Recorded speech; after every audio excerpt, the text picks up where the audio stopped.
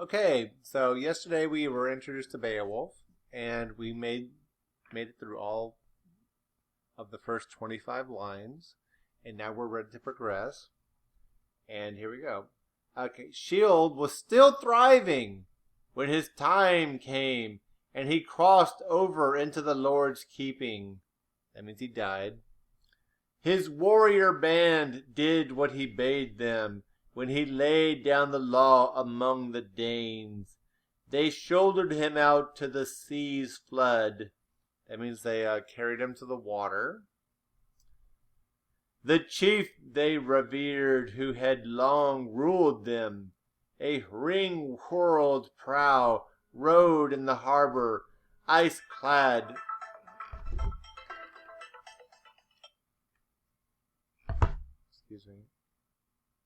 Ice-clad, outbound, a craft for a prince.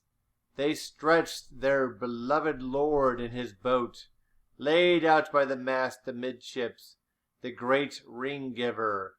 Far-fetched treasures were piled upon him, and precious gear. I never heard before of a ship so well furbished, with battle tackle, bladed weapons, and coats of mail.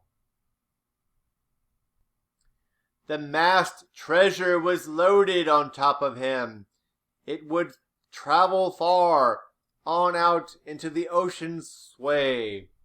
They decked his body no less bountifully with offerings than those first ones did, who cast him away when he was a child, and launched him alone out over the waves.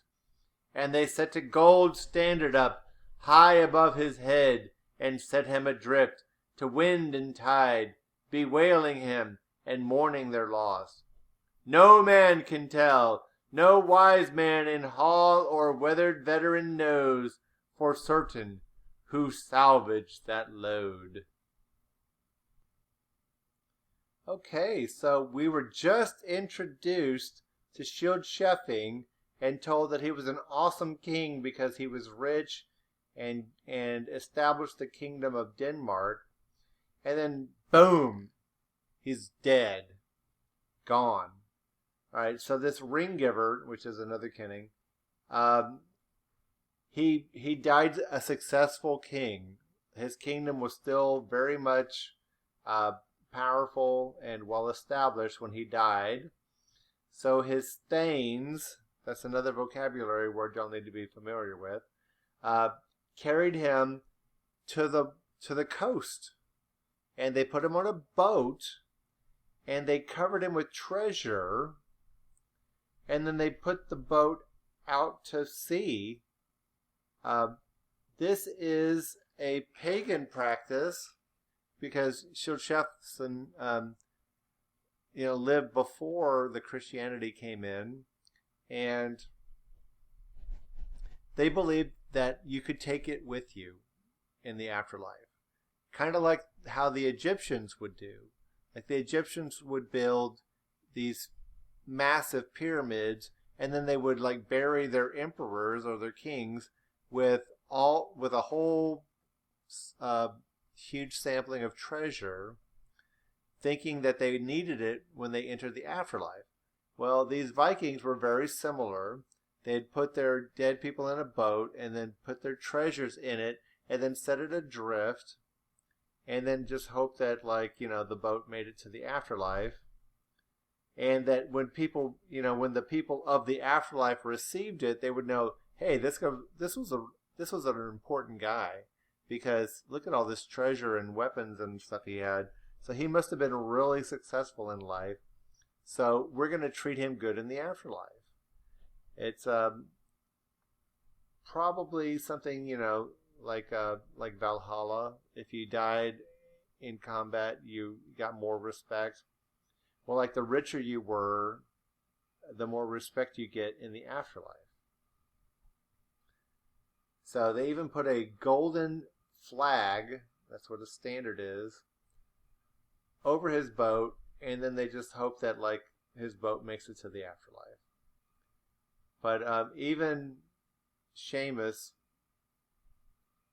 understands that that boat probably sank to the bottom of the ocean and all the treasure was lost. All right, continuing to read. Then it fell to Beowulf to keep the forts. He was well regarded and ruled the Danes for a long time after his father took leave of his life on earth. And then his heir, the great Halfdane, held sway for as long as he lived, their elder and warlord. He was 4 times a father, this fighter prince. One by one they entered the world. Herat, Hrothgar, and good Helga, and a daughter, I have heard, who was Onella's queen. A balm in bed to the battle-scarred Swede. So this is talking about, again, we're dealing with the Shield-Shefson family tree. Like, he fathered Beowulf. There's no mention of the mother's name.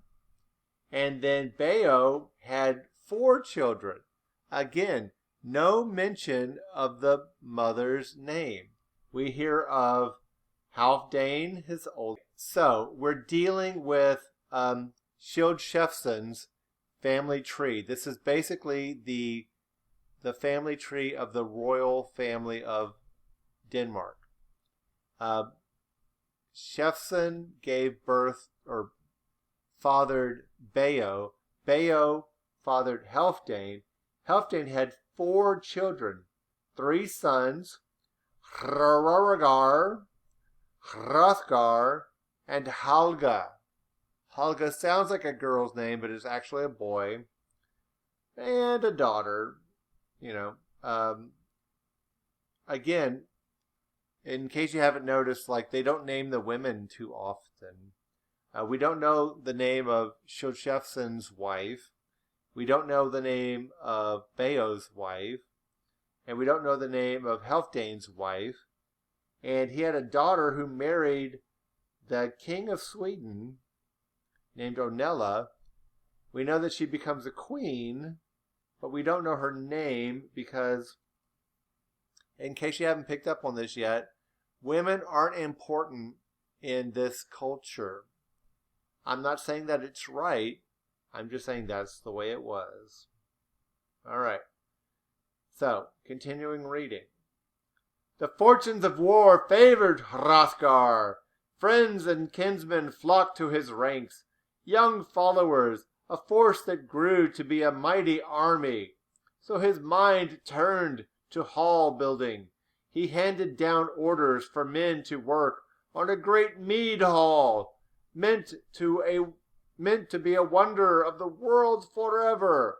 It would be his throne room, and there he would dispense his God-given goods to young and old, but not the common land or people's lives. Far and wide through the world I have heard orders for work to adorn that wall stead were sent to many peoples, and soon it stood there, finished and ready, in full view, the hall of halls.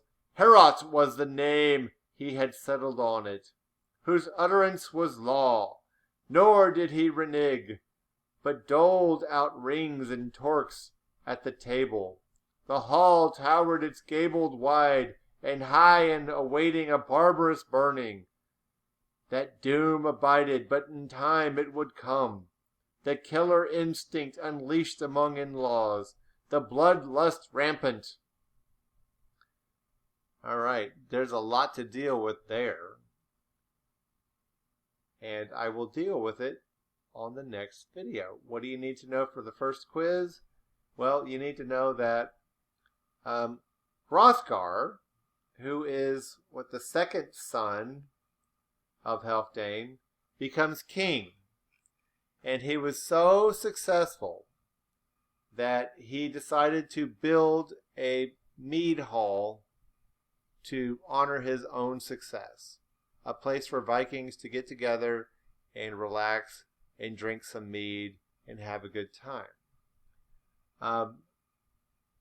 Only there's already like some idea. Oh, wait, where'd it go? There it is.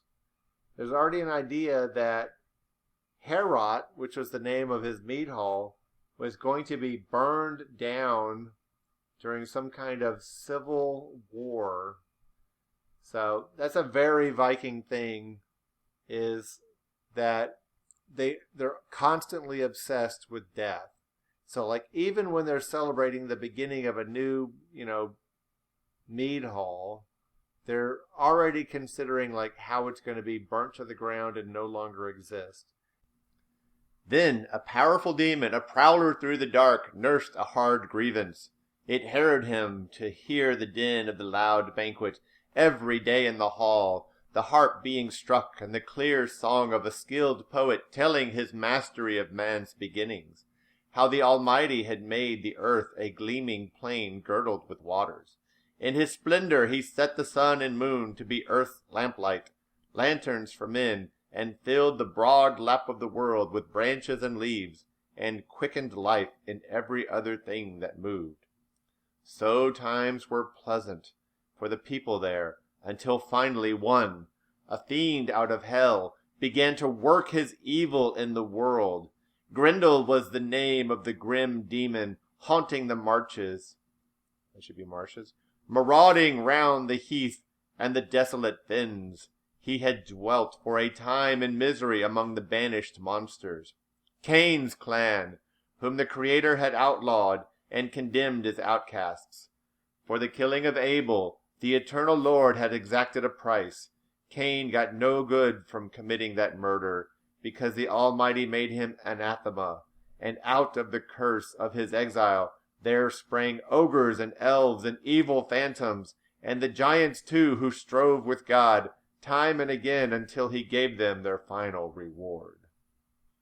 So after nightfall, Grendel set out for the lofty house to see how the Ring-Danes were settling into after their drink. And there he came upon them, a company of the best, asleep from their feasting, insensible to pain and human sorrow. Suddenly then, the god-cursed brute was creating havoc. Greedy and grim, he grabbed 30 men from their resting places and rushed to his lair, flushed up and inflamed from the raid, blundering back with the butchered corpses. Then, as dawn brightened and the day broke, Grendel's powers of destruction were plain. Their wassail was over. They wept to heaven and mourned under mourning. Their mighty prince, the storied leader, sat stricken and helpless, humiliated by the loss of his guard, bewildered and stunned, staring aghast, and the demon's trail in deep distress.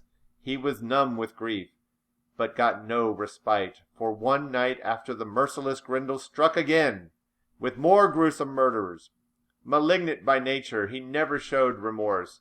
It was easy then to meet with a man shifting himself to a safer distance to bed in the Balthies, for who could be blind to the evidence of his eyes, the obviousness of that hall watcher's hate?